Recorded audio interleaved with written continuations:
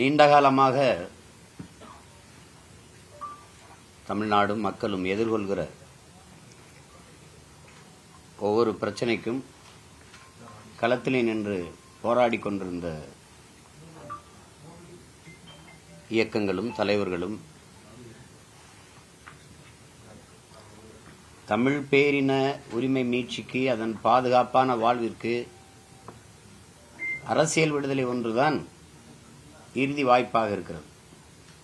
இப்ப படையின் வலிமையை தனித்தனியாக பிரிக்காமல் குவித்து வலிமையான கட்டமைப்பை உருவாக்கி போராடுவது என்ற முடிவெடுத்து இப்போது இந்த காலகட்டத்தில் என் மக்கள் எதிர்கொள்கிற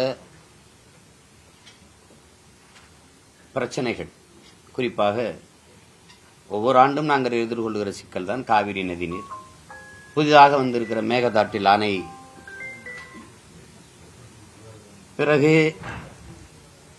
இந்த தொகுதி மறுசீராய்வு, அங்கெங்கே நடக்கிற போதை மிகுதியாக நடக்கிற வன்புணர்வு கொலைகள், படுகொலைகள், இது ஒவ்வொன்றுக்குமாக போராடிட்டு இருந்தா ஒவ்வொரு பொழுதும் போராட்டத்தில் தான் எங்களுக்கு விடியும், போராட்டத்தில் தான் முடியும். இப்ப மற்றவர்களுக்கு எப்பாவது போராட்டம், எங்களுக்கு போராட்டமே வாழ்க்கையா மாறி நிக்குது. அதனால ஒரு தாய் பிள்ளைகளாக இருக்கிற தமிழ் தாயின் பிள்ளைகள் ஒரே குடையின் கீழே, தமிழ் தேசியனத்தின் பிள்ளைகள் என்கிற அரசியல் குடையின் கீழே ஒன்றிணைந்து போராடுவது, வலிமையான ஒரு அரசியல் படையாக மாறுவது என்ற நோக்கிலே ஒருங்கிணைந்து இதை செயல்படுறோம். இந்த ஒருங்கிணைப்பை எங்களுடைய மதிப்பிற்குரிய அண்ணன் மருத்துவர் கிருஷ்ணசாமியும், என் உயிருக்கினிய என் உடன் பிறந்தான், என் ரத்தம் வேல்முருகன் அவர்களும், என்னுடைய அன்பு உடன் பிறந்தார் தனியரசு அவர்களும், என் அன்பு தம்பி திருமாறன் அவர்களும், இப்படி எங்க அண்ணன் பூவை ஜெகன்மூர்த்தி போன்றவர்கள், மதிப்பிற்குரிய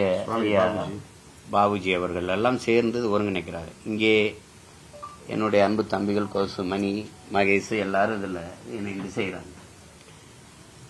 இப்போதைக்கு இந்த ஒருங்கிணைப்பை எங்களுடைய அண்ணன் கிருஷ்ணசாமி, என்னுடைய ரத்தமும் முன்னின்று எல்லாரையும் ஒருங்கிணைக்க, இன்னும் பல இயக்கங்கள் இதுல இணைஞ்சு இது பெரும்படையாக மாறும். அந்த பிரச்சனைகளை ஒட்டி ஒட்டி இது இப்போதைக்கு எங்களுக்கு இருக்கிறது பற்றி எரிகிற சிக்கலா இருக்கிறது. மேகமலையிலிருந்து 150 ஆண்டுகளாக கிட்டத்தட்ட பல தலைமுறைகளாக வாழ்ந்த மக்களை ஆக்கிரமிப்பு என்று அகற்றுவது சொந்த நாட்டுக்குள்ளே வாழ்விடங்களை இழந்து நாங்கள் அகதியாக இடம்பெறுவது பெரிய துயரம்.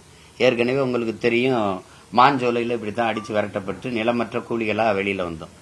அது விடுதலைக்கு முன்பு இருந்து நாங்க அங்க வாழ்றோம். அதான் ரொம்ப முக்கியம். நாங்க வெள்ளக்காரங்காலத்துல அங்க போய் தேயிலை தோட்டத்துக்கு போனவங்க. நாங்க அதுல இந்த ஆட்சியாளர்களும் மாண்புமிக்க நீதியும் முன்வைக்கிறது நம்ம கிட்ட ஆக்கிரமிப்புங்கிறது. அதுதான் அது ரொம்ப வெறுக்கத்தக்கது, அறவே அது ஏற்கத்தக்கது அல்ல. ஆக்கிரமிப்பு என்பது எவ்வளவு கொடுமையான சொல். ஆக்கிரமிக்கும் போது என்ன பண்ணீங்க? இத்தனை ஆண்டுகள், 100 ஆண்டுகளுக்கு மேலே அந்த வாழ்ந்த இடம் ஆக்கிரமிப்புன்னு தெரியாதா? திடீர்னு தான் இப்பதான் உங்களுக்கு ஆக்கிரமிப்பு தெரியுதா? அங்க நீங்க சொன்னது உயர்ந்த விடுதிகளை தான் ரெசார்ட் அங்க கட்டி வாழ்றாங்க. ரெசார்ட் அங்க இருக்கிற குடிமக்கள் வாழ்றாங்க, பழங்குடி மக்கள், நீண்ட காலமா வாழ்கிற உழைக்கும் மக்கள் அங்கு கட்டுறாங்களா? முதலாளிகள். அப்படி கட்டப்பட்ட ரெசார்ட், அந்த விடுதிகளை வெளியில எடுங்கன்னு தானே சொல்லணும். மொத்த பேரும் வெளியேறுனா இப்படி பல்லாயிரக்கணக்கான 20-30 கிராமங்கள், பல்லாயிரக்கணக்கான மக்கள் வாழ்விடங்களிலிருந்து எங்கே போகுது? இது எங்களுக்கு நீண்ட கால வரலாறு இருக்குது. ஒவ்வொரு இடத்துலயும் வாழ்விடத்தில், சென்னையிலேயே இது பூர்வீகுடி மக்கள் நாங்கள். இது சேரியே, இது பறச்சேரி தான், இது வெள்ளச்சேரி தான், இது வெள்ள ஏரி தான். இது சென்னை ஒரு நீர் தேக்கம், எல்லாமே ஏரி நகரம். அந்த மாதிரி ஆதி தமிழ் குடிமையில எல்லாம் நீங்க ஆக்கிரமிப்பு இங்க இருக்காத அப்படின்னு சொல்லிட்டு செம்மஞ்சேரி, கண்ணகி நகர், கல்லுக்குட்டை, பெரும்பாக்கத்துக்கு தள்ளி விட்டுட்டீங்க. தலைநகர்ல இல்ல. இப்ப அந்த மாதிரி அண்ணல் அம்பேத்கர் பல்கலைக்கழக சட்டப்ப கல்லூரி இங்க இருக்கிறது என்ன பிரச்சனை? நீதிமன்றத்தை விட்டு அதையும் தூக்கி புறநகருக்கு தள்ளினீங்க. இப்படி எல்லாத்தையுமே எங்களை வாழ்விடங்களை விட்டு புறநகருக்கு தள்ளி அப்புறப்படுத்துவது, ஊடக வெளிச்சமோ எதுவுமே வராம எங்களை தள்ளுறதுங்கிற முடிவில் இது பண்றீங்க. இப்ப இந்த மேகமலை போறது பற்றி எரியுது. அதுக்கப்புறம் நாங்க இந்த ஒவ்வொரு போராட்டமா எடுக்க இருக்கிறோம். அதுல அடுத்து மாஞ்சோலை, இதுல தொகுதி மறுசீரமைப்பு, இப்படி ஒவ்வொன்றா இது பண்ணுவோம். இது குறித்த செய்திகளை தொடர்ந்து ஒருங்கிணைத்து வருகிற என் அண்ணன் மருத்துவர் கிருஷ்ணசாமி அவர்கள், என் அன்பு ரத்தம் வேல்முருகன் அவர்களும் உங்களோடு பகிர்ந்து கொள்வாங்க. நாங்கள் தொடர் போராட்டங்களை செய்ய இருக்கிறோம். அந்த போராட்ட தேதி, அதனுடைய நோக்கம், அது எல்லாவற்றையும் விளக்கி பேசுவாங்க. நீங்க இதை எப்பவும் எங்க செய்திகளுக்கு எந்த அளவுக்கு முன்னுரிமை கொடுப்பீங்கிறத உங்களை விட நாங்க நன்கு அறிஞ்சிருக்கோம். ஏன்னா அது அவ்வளவு உங்களுக்கு இதெல்லாம் ஒரு மேட்ரு இல்லை, உங்களுக்கு ஒரு மேட்ரு இல்லை. இது உங்களுக்கு சுதந்திர தினமே ஒரு சும்மா தினம் ஆகிப்போச்சு. அதனால நாங்க பேசி இதுல பயன் இல்லை. அதனால நான் என்னுடைய அப்பா பாரதிராஜா அவர்களுக்கும் எங்களுடைய மதிப்பிற்குரிய ஐயா பாக்கியராஜ் அவர்களுக்கும் ஒரு வணக்க நிகழ்வு நடக்குது, அதில் போய் பங்கேற்கணும். அதனால நீண்ட நேரம் அங்கே இருக்க முடியாது. அந்த செய்திகளை எங்கள் அண்ணன் ரத்தம் என்னுடைய அன்பு சகோதரன் தனியரசெல்லாம் பகிர்ந்துக்குவாங்க உங்களோட. மக்களினுடைய உயிர் பிரச்சனையா இருக்கிற, வாழ்வாதார பிரச்சனையா இருக்க இந்த பிரச்சனைகளையும் கொஞ்சம் நீங்க கொண்டு போகணும். நான் அன்பா வேண்டேன், தாழ்மையா கேட்டுக்கிறேன். தயவு செய்து இதை கொண்டு போங்க.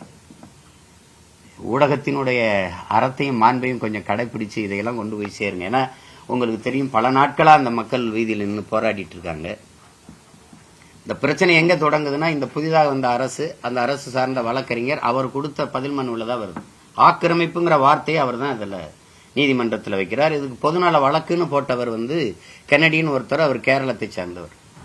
அவர் என் மேகமலையை பற்றி அவருக்கு என்ன அக்கறை? வைகை நதி பாதிக்கப்படுதுங்கிற, வைகை நதியில மண்ணள்ளி விற்கும்போது அவர் எங்க படுத்திருந்தாரு?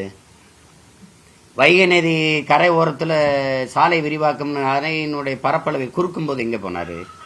ஆத்துல மண்ணல்னால நடு ஆத்துக்குள்ள புல்லும் பூண்டும் முளைச்சு ஆடு மாடு மேய்ஞ்சு கொண்டிருக்கே, ஆத்துல மணல் எங்க, ஆத்துல நடுவால எங்காவது ஆடு மாடு மேய்ஞ்சு பார்த்திருக்கீங்களா? இரு கரையிலையும் நாணல் இருக்கும், சரி, நடுவால எங்க புல்லு பூண்டு முளைச்சிருக்குது? மதுரை பெருநகரினுடைய கழிவுநீர் ஓடுற காவாயா தான் மாறி இருக்கு. என் தம்பி இருக்கான் திருமாறன், அங்கே வாழ்றான். வைகையை கடக்கும் போதெல்லாம் கண்ணீர் வருது, என் தாய் செத்து கிடக்குறா அப்படிங்கிற மாதிரி எனக்கு வருது. இப்ப அந்த மாதிரி எல்லாமே நாசமாக போகுது. அதே கேரளாவில் எங்க மலைப்புறா வெட்டி எடுத்துட்டு குப்பையை கொட்டும் போதெல்லாம் காட்டாத அக்கறை, முல்லை பெரியார்ல எனக்கு தண்ணி தருவதில் காட்டாத அக்கறை, என் வைகையை காப்பாத்துறதுக்கு வழக்கப்பட்டிருக்காப்ல. அதை நீதிமன்றம் 28ஆம் தேதிக்குள்ள காலி பண்ணு, இல்லைன்னா துணை ராணுவ படை வச்சாது வெளியேற்றுங்குது. அதை நீங்கள்லாம் அனுமதிக்கிறீங்களா? இது அங்க மேகமலையில நாளைக்கு உங்க வீட்டுக்கு இந்த மாதிரி நிலைமை வந்தா இப்படித்தான் நீங்க இருப்பீங்களான்னு கேட்டு பாருங்க. ஒவ்வொருத்திலும் வாழ்விடத்தை விட்டு நம்ம அப்புறப்படுத்தப்பட்டு சொந்த நாட்டில் அகதியாக்கப்பட்டா எங்கே போறது பாருங்க. அந்த பிரச்சனைக்கு தான் நாங்க அதுக்கும் இந்த மாஞ்சோலைக்குமாக இந்த போராட்டத்தை முதல்ல முன்னெடுக்கிறோம். தேதிகளை எங்க அண்ணனும் என் ரத்தமும் அறிவிப்பாங்க.